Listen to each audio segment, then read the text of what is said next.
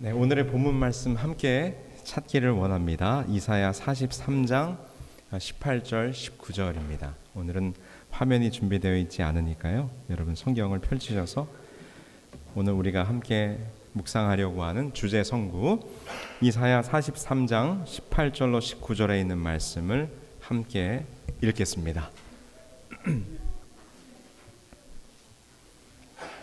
이사야 43장 18절 19절에 있는 말씀입니다.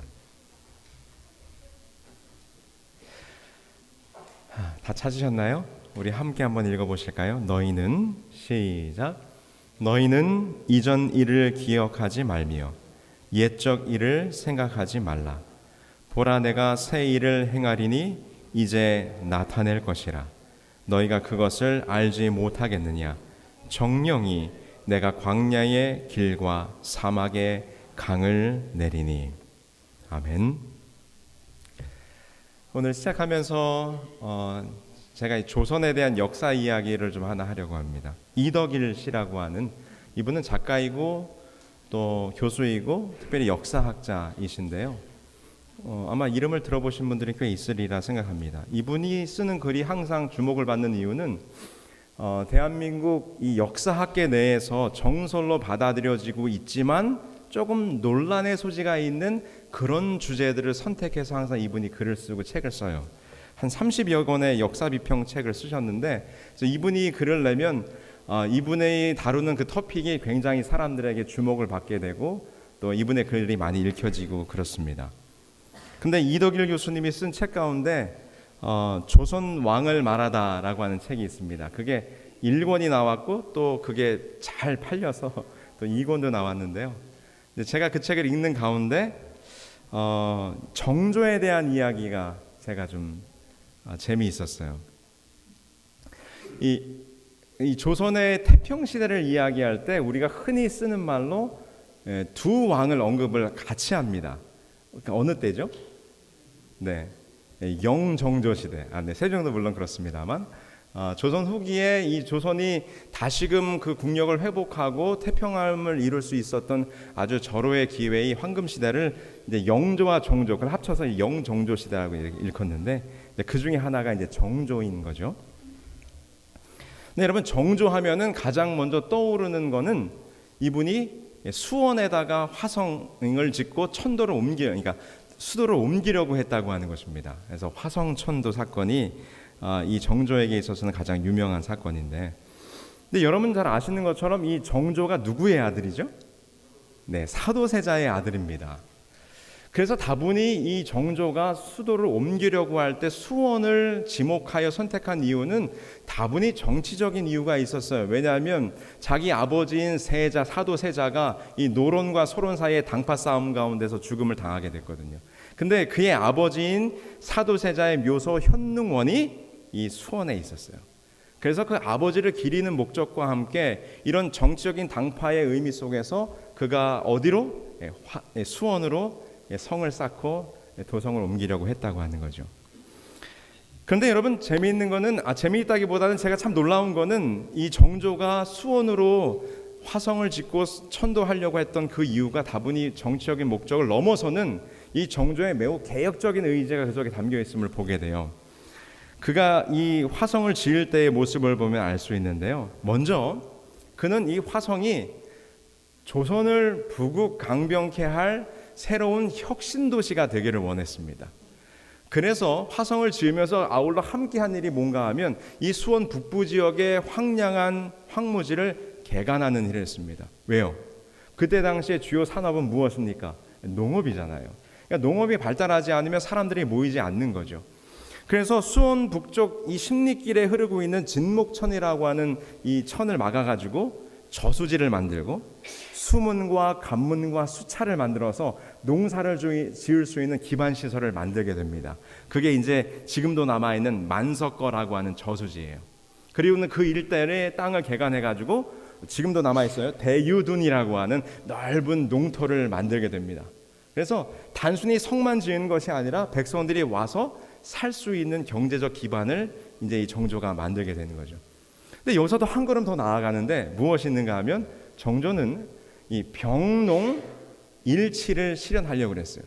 이게 무슨 말인가 하면, 물론 조선에 상비군이 있었지만 전쟁이 나게 되면 어떻게 될까요? 지금 러시아에서 20대 청년들을 다 동원령을 내린 것처럼 전쟁이 나면 일반 농민들을 다 잡아다가 동원령을 내려다가 전쟁에 나가게 되는 거거든요.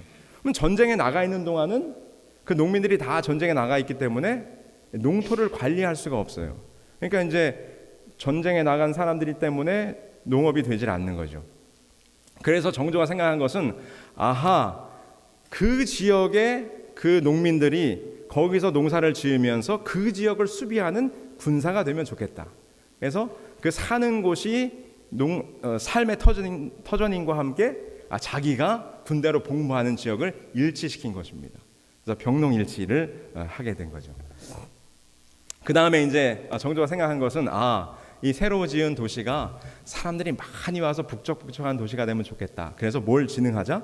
상업을 활달하게 하자라고 하는 생각을 하게 돼요. 그래서 그의 제위 14년 1790년에 최재공이라는 사람에게 명령을 내립니다. 어떻게 하면 이곳에 사람들이 많이 몰려 살 수 있는 기반을 만들 수 있겠는가? 그 다음 해에 이 최재공이 이런 제안을 합니다. 왕이시여, 전빵을 많이 차리게 하십시오. 전빵이 뭐죠? 네, 가게입니다. 네, 가게. 우리 경상도 분들이 아마 이 전빵이란 말이 익숙하실 거예요. 전빵을 많이 차리게 하십시오.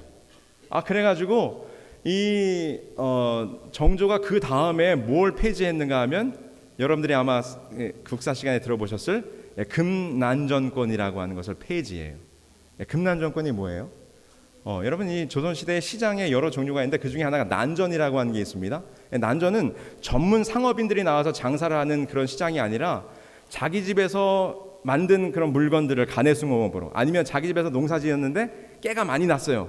그럼 그 잉여 농산물을 그냥 농민들이 와서 난전을 펼쳐놓고 시장을 하는 게 난전이에요. 근데 금난전권이 뭐예요?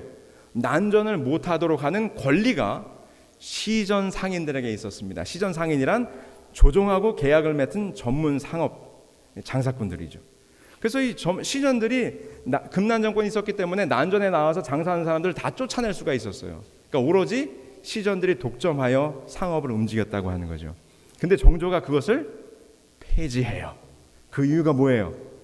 백성들이 잘 먹고 잘 사는 나라를 만들어 보겠다고 하는 거예요. 근데 참 재밌는 건요, 이 정조가 진율청이라는 것을 통해서 6만 5천 양을 오늘날로 말하면 소상공인 대출을 합니다. 누구든지 장사하고 싶은 사람은 대출해 주겠다. 이 돈을 가져가서 장사하라. 그래가지고 그런 정책을 펼칩니다. 또 재밌는 건요, 이 수원 화성은 건설될 당시부터 모든 길을 십자로 교차로로 만듭니다. 옛날 조선의 그 궁들은 관청을 중심으로 고물의 정자로 그 길이 나 있었거든요. 근데 십자로 교차로로 만들었어요. 그 이유가 뭘까요? 거리가 많아야 전빵이 많이 들었을 수 있어요. 그러면 사람들이 더 많이 모이게 되고 인구가 늘어나게 되는 거죠. 그러면서 이 정조가 화성을 지은 지 28개월 만에 공사가 완공되게 되는데, 우리가 잘 아는 이 정약용의 기중기를 이용해 가지고 이 성을 빨리 짓게 돼요. 그리고 정조가 얼마나 이 백성들을 사랑했는지, 이전에 조선에서 이 한양에다가 성을 지을 때는 모든 농민들을 징집해서 아무런 대가도 없이 공짜로 일을 시켰습니다. 근데 정조는 어떻게 했을까요? 도급제를 사용합니다. 돈을 줬어요, 백성들에게. 나란 일을 하는데. 그러니까 얼마나 백성들이 좋아했겠어요. 거기다가요, 무더운 여름날 이 백성들이 고된 노동에 시달려 쓰러질 것을 걱정하여 이 정조가 어의와 상의한 다음에 그 척사단이라고 하는 이 더위, 그러니까 열병을 예방하는 약을 4,000정을 만들어 가지고 백성들에게 나눠줍니다. 이렇게 정치를 했어요. 그래서 정조는 이 화성이 백성들이 잘 먹고 잘 살 수 있는 그런 아름다운 도시, 혁신 도시가 되기를 바랬다고 하는 거죠. 그러니까 생각해 보니까 굉장히 뛰어난 왕이었어요, 그죠? 굉장히 현명하고 백성들을 위민하는 그런 왕이었습니다. 그런데 이 정조의 개혁이 성공을 이뤘을까요? 성공하지 못해요. 안타깝게도. 정조가 그만 일찍 요절하게 됩니다. 근데 이 정조가 죽는 사건의 배후에 한 인물이 등장하죠. 누굴까요? 정순왕후가 등장합니다. 정순왕후는 누군가 하면 이 정조의 할아버지인 영조, 영조의 계비예요. 그러니까 이제 개 할머니인 거죠. 근데 실제로 이 정조하고 정순왕후는 7살밖에 차이가 안 났습니다. 굉장히 젊은 그러니까 대왕 대비인데 젊어요. 근데 뭐 자세한 얘기는 차치하고 이 정조하고 정순왕후는 서로 정치색이 달랐습니다. 그래서 결국은 정조가 이 기록에 보면 그가 이제 뽀루지가 나가지고 아팠거든요. 고름종기가 나서. 근데 어느 날 정순왕후가 내가 왕에게 독대하여 약을 드리겠다 하고 정순왕후가 만난 다음 날 이 정조는 죽게 됩니다. 그래서 이제 이 이덕일 교수는 말하기를 정조는 뭐 당했다? 독살당했다라고 생각을 하는 거죠. 근데 제가 오늘 서론에 이 이야기를 길게 했는데, 근데 제가 왜 이 이야기를 길게 했는가 하면 제가 이 부분을 읽으면서 마음이 막 답답했어요. 와, 사실 정조가 이렇게 개혁을 실패한 다음에 조선 후기가 급락하게 이 조선이 망하게 되거든요. 그 후로 순조, 헌종, 철종, 고종으로 가면서 결국은 조선이 멸망하게 됩니다. 근데 만약에 정조의 개혁이 성공을 이루었다면 조선이 그렇게 허망하게 망하지는 않지 않았을까. 그러면서 제 마음속에 드는 생각을, 정조가 조금만 더 살아서 그의 개혁을 완성했더라면 얼마나 좋았을까. 남인이고 서인이고 노론이고 서론이고 뭔 당파 싸움이 그렇게 중요하다고 이렇게 나라를 위해서 백성을 위해서 열심히 일하는 왕을 죽일 수밖에 없었을까. 이런 생각이 드니까 너무나 안타까운 마음이 드는 거예요. 그때 그렇게 되지 말았어야 했는데 라는 생각이 드는 것입니다. 여러분, 우리가 역사를 조금 돌아보게 되면 제가 느끼는 이런 감정, 역사를 회고하게 될 때, 그때 이렇게 됐으면 참 좋았을 텐데, 아니면 그때 이렇게 됐으면 어떻게 되었을까라는 생각들을 우리가 갖게 되죠. 그래서 사람들은 종종 역사를 회고하고 돌아봅니다. 그리고 실제로 역사를 돌아보는 것은 매우 중요해요. 왜냐하면 과거의 역사를 돌아보고 그곳에서 교훈을 얻어 앞으로 더 나아갈 수 있는 새로운 길을 모색하는 지혜를 과거의 역사를 통해서 우리는 얻을 수 있기 때문입니다.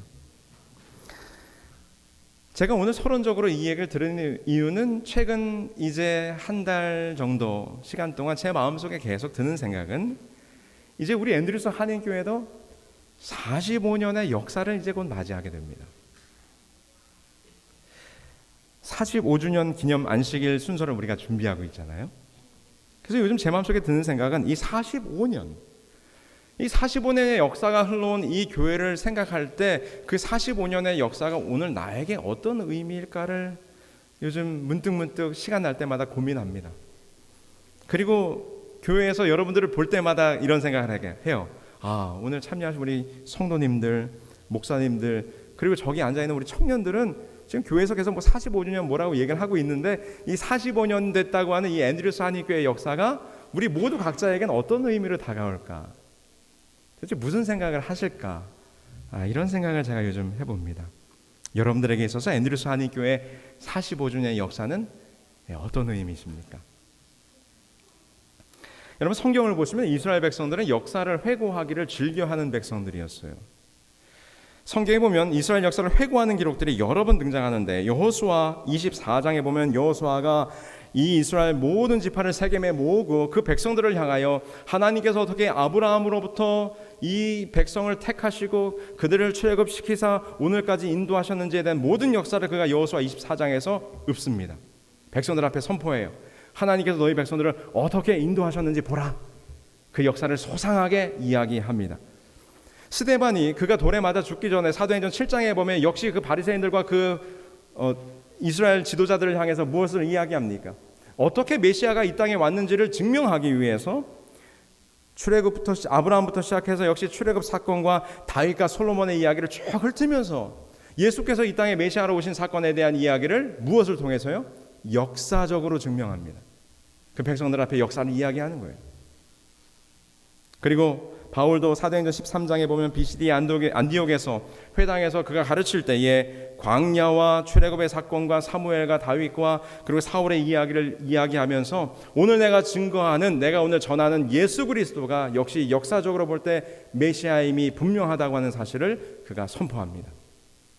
그리고 여러분 성경 구약 성경을 읽어보시면 어제도 허웅 목사님이 얘기했지만 하나님께서 자기가 누구이신지를 드러낼 때 항상 뭘 얘기했어요? 과거에 너희를 애굽에서 인도한 자가 누구인가를 기억하라. 그래서 하나님은 끊임없이 백성들로 하여금 뭘 회고하게 했습니까? 역사를 돌아보게 했어요. 그 역사 속에 함께 하신 하나님의 위대하심을 그들이 잊지 않도록 항상 상기시키시고 리마인드하는 일을 성경에 하신 거죠.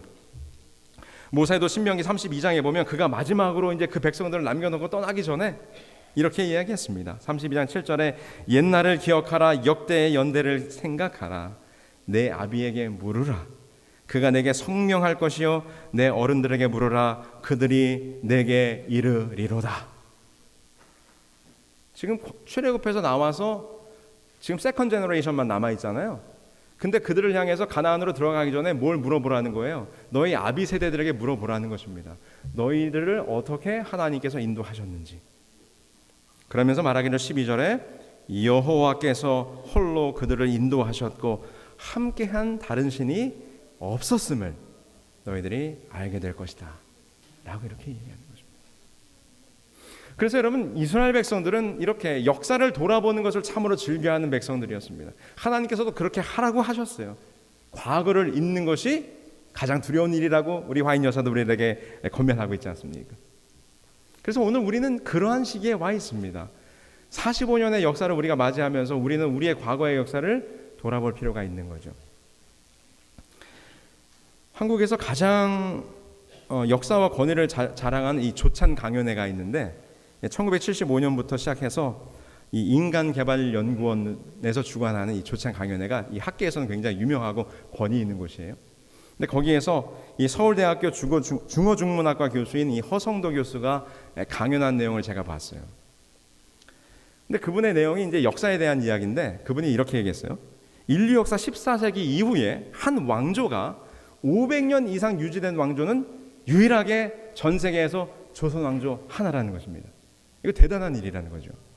그래서 그분이 말하기를 이렇게 이씨 왕조 하나가 500년이 넘는 역사를 이어갈 수 있으려면 두 가지 중에 하나의 조건이 돼야 되는데 첫 번째는 백성의 수준이 열등해서 그들이 무조건 그 왕조에게 굴복했거나 아니면 두 번째는 그 지배 세력이 일정 수준의 정치, 경제, 사회, 문화적으로 탁월한 민족이었기 때문에 가능했을 것이다.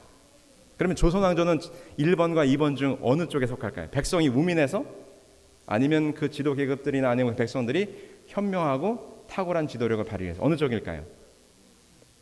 이 허 교수는 뭐라고 얘기하는가 하면 두 번째라는 것입니다. 그 이유는 조선이 평균적으로 25년마다 밀란이 일어났대요. 밀란이 일어났다는 얘기는 백성들이 어리석진 않았다는 얘기죠. 그들의 처지와 형편을 알고 반란을 일으킬 만큼 똑똑했다고 하는 것입니다. 그러니 조선 왕조가 그렇게 유지될 수 있었던 것은 그만큼 조선 왕조라고 하는 것이 우리들의 보기에는 옛날 조선 왕조를 볼 때마다 우리가 좀 안타깝게 여기는 부분이 많지만 아주 현명하고 탁월했다고 하는 거죠. 그러면서 이분이 그것에 대한 신뢰로 뭘 들었을까요? 오늘 제가 이제 역사 기록에 대한 얘기를 하고 있으니까 이렇게 조선 왕조가 탁월했다고 하는 증거로서 예시를 뭘 들었을까요? 전 세계에서 유일하게 있는 왕들의 기록, 조선 왕조 실록을 이야기합니다. 네. 다른 나라에서는 찾아볼 수 없는 이 역사의 기록이 남아 있다는 것입니다. 여러분, 사관은요 왕의 명령보다 더 우선했다고 하는 것 아시죠? 태조가 낙마했습니다. 태조는 장군 출신이라 말에서 떨어졌다고 하는 것은 굉장히 수치예요. 그래서 태조가 뭐라고 했습니까? 내가 낙마한 것을 아무에게도 알리지 마라. 금원령을 내렸어요. 이것이 조선왕조실록에 뭐라고 기록되어 있을까요? 사관이 즉시 달려가 왕이 내가 낙마한 것을 아무에게도 알리지 말라라고 하는 금원령을 내렸다라고 하는 것까지 기록되어 있습니다. 그러니까 왕도 사관의 기록을 막을 수는 없었다는 거예요. 그러면서 이분이 하나 재미있는 예를 들었는데 이 역사의 기록 가운데서 이 조선왕조실록을 찾아보는 가운데 지진이라고 하는 키워드를 검색해보라 이렇게 얘기했어요. 근데 지진이란 키워드를 검색하면 무려 2368번의 기록이 나와요. 특별히 조선시대에 이 왕으로부터 명령이 내려졌는데 모든 지방 관아들은 자그마한 지진이 있을지라도 그 모든 것을 소상히 한양에 보고하도록 되어 있습니다. 그래서 조선왕조실록을 살펴보면 어느 지역에서 언제 어떤 강도의 지진이 얼마나 자주 일어났는지가 다 기록에 남아있다는 거예요. 그래서 요즘 한국에서요, 그러니까 한국에서 오늘날 시대에 핵발전소를 짓는다, 수력발전소를 짓는다, 방패장을 짓는다 할 때 뭘 참조할까요? 조선왕조실록을 참조한다는 것입니다. 어느 지역에서 지진이 많이 났었는지가 다 거기 기록에 남아있기 때문에. 이처럼 옛 역사를 돌아보는 것은 매우 중요한 일입니다. 그리고 유익한 일이에요. 우리가 45년의 역사를 맞이하면서 우리의 역사를 돌아보는 것 또한 역시 중요하고 의미 있는 일일 것이라고 생각이 듭니다. 근데 오늘은 조금 역설적이죠. 오늘 이사야는 이렇게 말해요.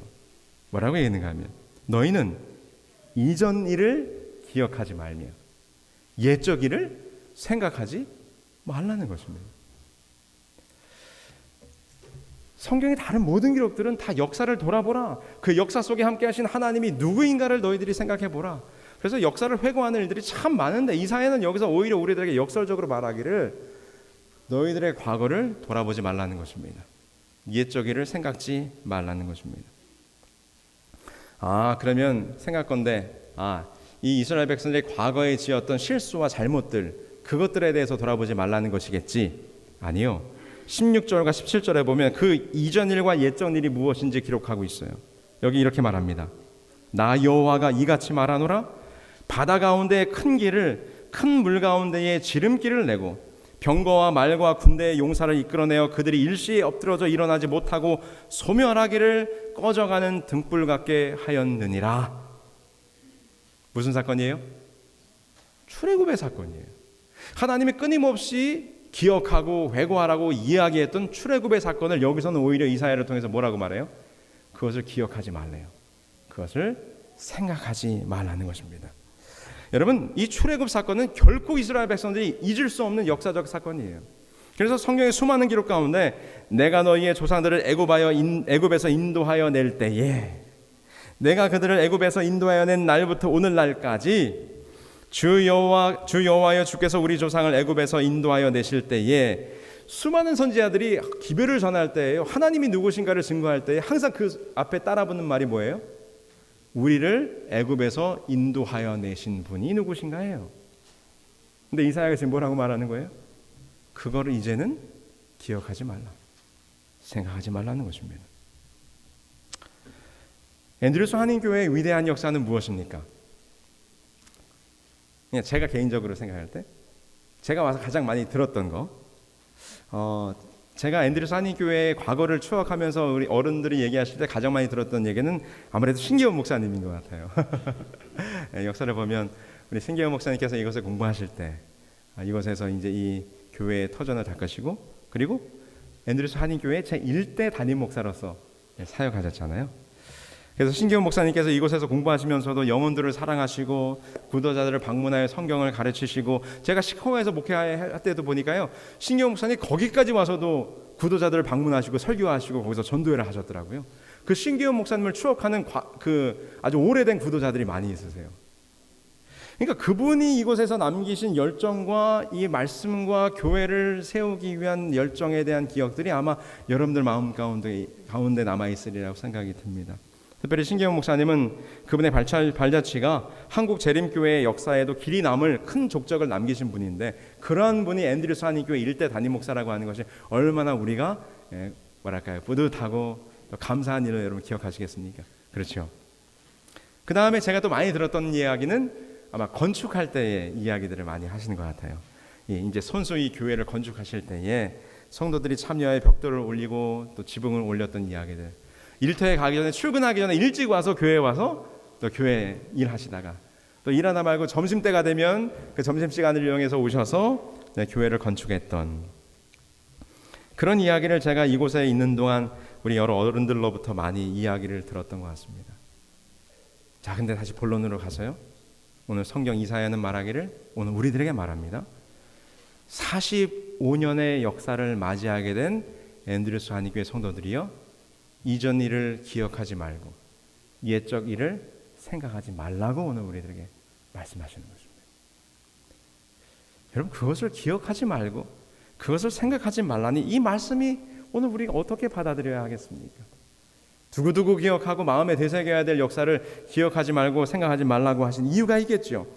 오늘 본문 가운데 바로 설명하지 않습니까? 이사야는 말하기를 이제 그분께서 새로운 일을 행하실 것이라. 하나님께서는 과거에 당신의 백성들을 위하여 큰 일들을 행하셨습니다. 출애굽의 역사는 그들이 결코 잊을 수 없는 놀라운 구원의 역사였어요. 그런데 하나님께서 말씀하시기를 그 과거의 출애굽의 역사를 기억하지 말고 더 이상 생각하지 말라고 말하는 것입니다. 그 이유가 무엇입니까? 이제 너희들에게 더 큰 일, 더 위대한 새로운 역사를 행하실 것이기 때문이라는 것입니다. 여러분, 이 얼마나 놀라운 축복의 말씀입니까? 홍해바다를 가르고 백성들을 건너게 하시고 그들을 죽이려고 달려오는 원수들을 한 번에 수장시켰던 정말 가장 위대했던 출애굽의 역사보다도 더 위대한 역사가, 더 위대한 미래가 우리 앞에 있다고 하는 것입니다. 그러니 너희가 더 이상 과거의 영광에, 과거의 추억에 거기에 젖어 있지 말라고 하는 것이에요. 그리고 너희를 향한 새 일을 하나님께서 행하실 것이니 곧 너희가 보게 될 것이라. 그것을 바라보라고 하는 것이죠. 새 일을 행할 것이라는 것입니다. 근데 오늘 본문에 보니까 그 새 일이 뭐예요? 이사야가 말합니다. 사막 가운데 생수의 강이 흐르게 될 것이라. 여러분, 이 생수는 무엇입니까?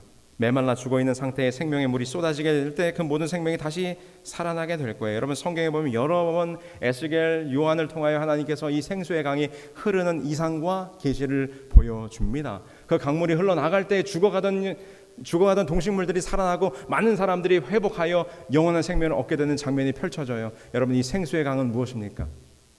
이제 그들에게 주어질, 우리에게 영원한 생수로 오실 메시아가 너희들에게 올 것이라. 요한복음 4장 10절에 예수께서 대답하여 이르시되 내가 만일 하나님의 선물과 또 내게 물 좀 달라 하는 이가 누구인지를 알았더라면 내가 그에게 구하였을 것이요 그가 생수를 내게 주었으리라. 사마리아 여인과의 대화 가운데 그 생수는 곧 누구를 가리키는 것이었습니까? 그 말씀을 하시니 예수 그리스도 자신이셨습니다. 요한계시록 21장 6절에 또 내게 말씀하시되 이루었도다. 나는 알파와 오메가요 처음과 마지막이라. 내가 생명수 샘물을 목마른 자에게 값없이 주리라. 그분이 누구십니까? 예수 그리스도이십니다. 과거의 영광에 취해 있는 이스라엘 백성들을 향해서 너희들이 과거에 경험했던 출애굽보다 더 위대한 역사가 이루어질 것인데 너희 뿌리 가운데서 누가 나실 것이라? 메시아가 오실 것이라. 그 메시아가 이루실 일은 과거에 너희들이 경험했던 출애굽의 사건보다도 더 위대한 축복으로 너희들에게 임할 것이라는 것을 오늘 이사야는 우리들에게 강조하는 거예요. 여기서 기억하지 말라, 생각하지 말라는 것이 정말 기억하지 말고 생각하지 말라는 말이 아니죠. 그것을 강조하기 위한 반어법으로 지금 사용하고 있는 것입니다. 여러분, 우리의 죄를 깨끗이 씻어 영원한 생명을 주실 메시아, 그 구속의 사역이 곧 너희 앞에 펼쳐질 것이라는 사실을 이사야가 오늘 우리들에게 이야기해주고 있는 것입니다. 한낱 홍해바다를 건너는 사건보다도 훨씬 더 큰, 그것과는 비교도 안 될 역사가 일어날 것이라는 거죠. 이 말씀을 이제 오늘 우리들에게 적용해 보는 것입니다. 여러분, 45년의 역사, 앤드루스 한인교회를 이곳에 세우시고 이곳에서 이 교회를 하나님의 말씀에 등대로 세우셨던, 그리고 우리의 역사를 돌아볼 때 구비구비마다 하나님께서 참 기이한 방법으로 이 교회를 지금까지 함께 해주셨던 역사가 얼마나 감사한 일입니까? 그러나 오늘 이사야는 말합니다. 그 45년의 과거의 역사를 생각지 말고 기억하지 말라. 이제 이 앤드루스 한인교회를 향한 하나님의 더 큰 일이 우리 앞에 주어질 것입니다. 그분께서 행하시리라. 그것을 너희들이 곧 보게 될 것이라 오늘 우리들에게 말씀하는 것입니다. 45년의 앤드루스 한인교회, 참 오래된 교회, 우리 청년들이 생각할 때 어떤 느낌이 드실지 모르겠어요. 근데 여러분, 청년들이시요, 이곳 앤드루스 한인교회를 통하여 우리 청년들 다음 세대를 향한 놀라운 더 큰 일이 펼쳐질 거예요. 하나님께서 그 계획을 가지고 계실 것입니다. 우리 어린이들과 학생들을 위한 하나님의 놀라운 일들이 이곳에서 펼쳐질 것입니다. 여러분, 우리가 더 큰 꿈을 꾸어야 하지 않겠습니까? 더 위대한 일을 하나님께서 이루실 것이라 하시는데 우리들의 마음이 옹졸해 있고 약해져 있으면 안 되겠죠? 그 약속을 믿고 앞으로 더 나아가는 우리 모두가 되어야 할 것입니다. 우리가 45주년을 기념하기 위해서 몇 가지 우리 음악회도 하고 우리 간판 제막식도 하고 몇 가지 이벤트들이 준비되어 있습니다. 근데 제가 마음속에 요즘 기도드리고 있는 제목은, 물론 그 행사 자체도 잘 돼야 되겠지만, 저는 우리 모든 성도님들의 각자의 마음속에 오늘 이 이사야의 약속이 새겨지게 되기를 기도하고 있습니다. 하나님께서 더 큰 일을 행하실 것이라는 약속이 여러분들의 마음속에 새로운 결심으로 거듭났으면 좋겠다는 바람이 제 매일 아침마다의 기도의 제목입니다. 너희는 이전 일을 기억하지 말며 옛전 일을 생각하지 말라. 보라, 내가 새 일을 행하리니 이제 나타낼 것이라. 너희가 그것을 알지 못하겠느냐. 우리들의 눈이 어두워 앤드루스 한인교회를 인도하실 미래의 하나님의 비전을 바라보지 못하는 자가 아니라 그것을 바라볼 수 있는 마음의 결심들이 일어나게 되기를 간절히 소망합니다. 여러분, 우리는 자꾸 뒤를 돌아보고 과거의 얽매인 인생을 살아서는 안 됩니다. 과거에 잘했던 것, 과거에 힘들었던 것, 과거의 영광과 상처의 아픔은 이제 잊어야 합니다. 하나님께서 새 일을 행하실 것이라고 오늘 우리들에게 말씀해주고 있지 않습니까? 그래서 이번 45주년 행사를 마치고 난 다음에 이 사도 바울의 고백이 우리들의 모든 고백이 되면 좋겠어요. 빌립보서 3장 13절에 오직 한 일, 즉 뒤에 있는 것은 잊어버리고 앞에 있는 것을 잡으려고 표대를 향하여 달려가노라. 여러분, 역동적이지 않습니까? 뭔가 에너지가 느껴지지 않습니까? 이런 결심들이 우리들의 마음에 있게 되면 좋겠어요. 앞으로 이 앤드루스 한인교회를 향한 새로운 표대가 세워지고 그것을 향하여 담대히 달려나아가는 우리 교회가 되기를 간절히 소망합니다. 하나님께서 우리를 위해서 더 큰 일을 행하실 것입니다. 더 크고 위대한 앤드루스 한인교회의 앞날의 역사가 우리들에게 주어질 것입니다. 여러분, 그것을 바라볼 수 있는 우리 모두가 되기를 간절히 소망합니다. 자, 이제 카운트다운이죠. 우리가 2주 남았어요. 그래서 앤드루스 한인교회 이제 45주년 우리 기념 안식일을 10월 14일, 15일 날 저희가 하게 됐는데요. 제가 지금 여러분들에게 카톡을 하나 보내겠습니다. 네, 우리 앤드루스 한인교회 단톡방을 통해서. 네, 지금 막 보냈어요. 이걸 보시면 이걸 클릭해서 들어가시면 저희 웹사이트에 제가 한 페이지를 지난주에 작업을 해가지고 45주년 기념 안식일에 대한 순서 안내와 그리고 초청 멘트와 그리고 혹 헌금을 내실 수 있는 분들을 위해서 우리 온라인 기빙을 연결하는 링크 버튼과 그리고 앤드루스 한인교회 45주년을 축하하는 축하 메시지 혹은 기도문을 남길 수 있는 방명록을 제가 링크에 만들었습니다. 여러분, 그 요즘 결혼식 하게 되면 그 모바일 초청장으로 다 청첩장을 보내잖아요. 그런 개념으로 제가 만들었는데요. 여러분, 거기에 여러분들의 마음을 담아서 앤드루스 한인교회 45주년을 축하하는 축하 메시지도 남겨주시고 또 여러분들이 아는 지인들에게 다 좀 보내주세요. 우리 교회가 45주년을 맞이했다고 하는 것을 알리는 홍보용으로 만들었으니까요. 또 나눠주셔서 거기에 축하의 아름다운 문구들이 남겨지게 되면 제가 45주년 기념 안식일 날 주보에 그 축하 메시지들을 좋은 것들을 좀 선정해서 제가 좀 소개를 하려고 합니다. 여러분, 많이 나눠주시고 또 홍보해 주시고 우리 교회가 맞이한 45년의 역사를 우리만 물론 이번엔 좀 작은 행사로 우리끼리 자축하지만 많은 분들에게 이 모바일 초청장을 보내셔서 좀 축하를 나눠주시고 또 홍보해 주시고 이 일을 위해서 함께 기도해 주시기를 부탁을 드립니다. 여러분, 우리 함께 해야죠. 함께 만드는 행사죠. 아울러 하나님께서 이 일에 역사하실 것을 여러분 믿으시고 새로운 역사를 바라보실 수 있는 저와 여러분들이 되길 바라면서 오늘 말씀을 마치겠습니다.